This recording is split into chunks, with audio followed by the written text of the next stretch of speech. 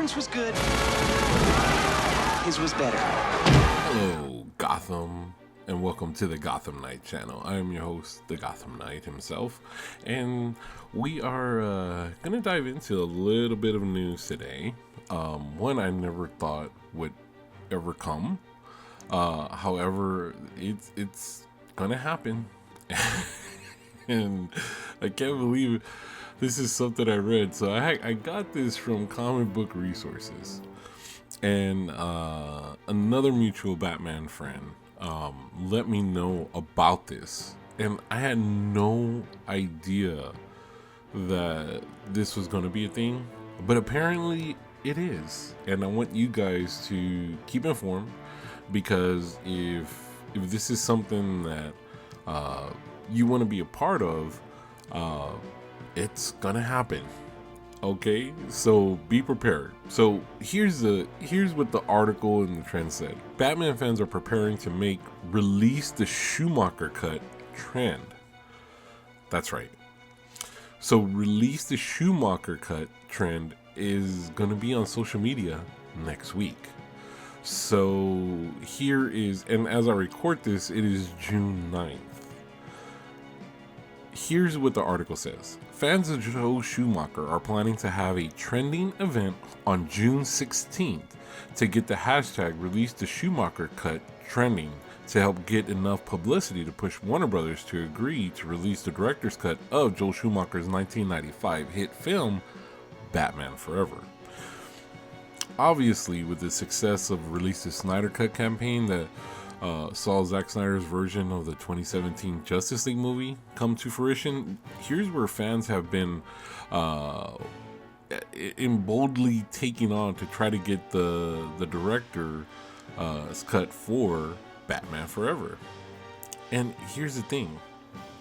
I know the article put this, however, it's to just ask for the director's cut of a movie is a whole thing to have confirmation that not only does a director's cut exist of a certain film, but director's cut is dramatically different from the original critically raved film.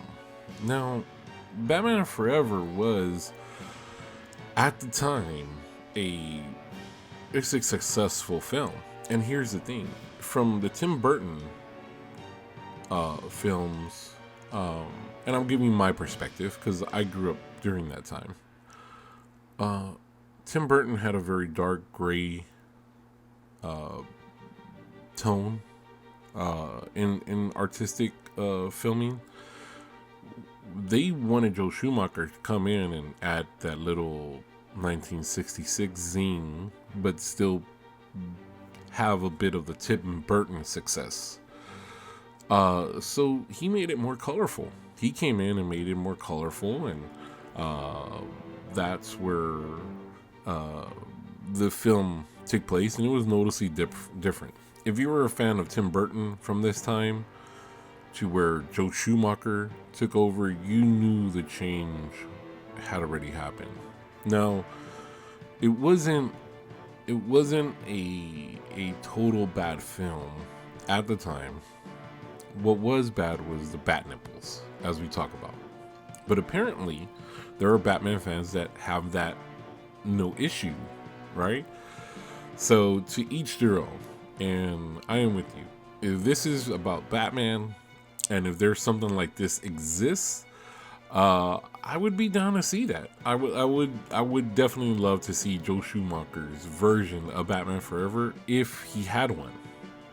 Okay, that's a big if, because unfortunately, even though the way I feel about Batman and Robin, which I think is just a complete awful film, that if you don't know, Batman and Robin was run to make toys, and the toy company for DC had a major hand in that film. Like, hey, put this in, and no, we should do this, show this costume, and do this costume.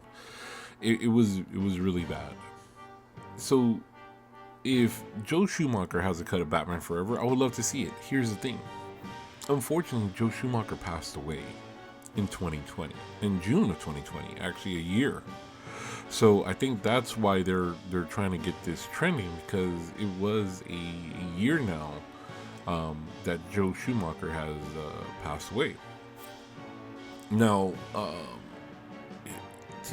he did do a lot of other films,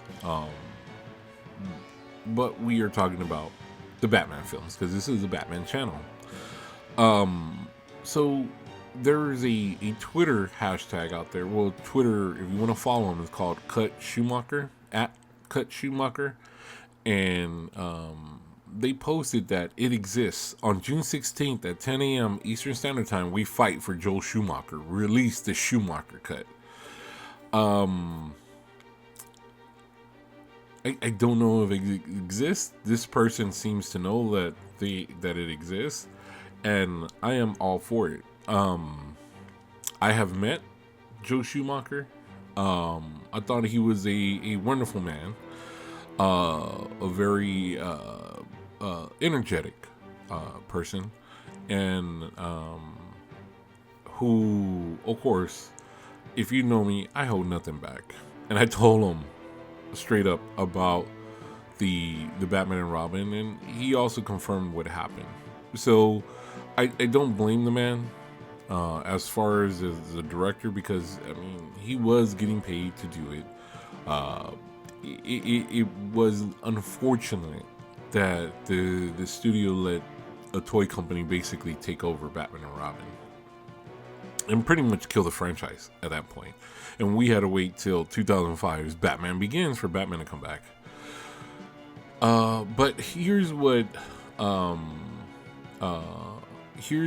has been said from the Batman Forever 2 original writers from the film, Lee Batchelor and Janet Scott Batchelor, has seen the Schumacher cut, and they think that fans should be able to see it as well.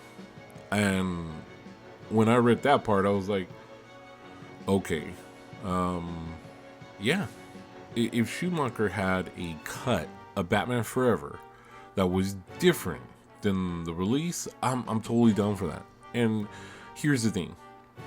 We know David Ayers has a different cut of Suicide Squad. Don't know if they're ever going to release that. The fact that they released the Snyder cut, and it was a million times better than Josh Whedon's version of Justice League, was, I think, a turning point for fans that want to see a vision of an artist. Because if you understand an artist wants to get their vision out there.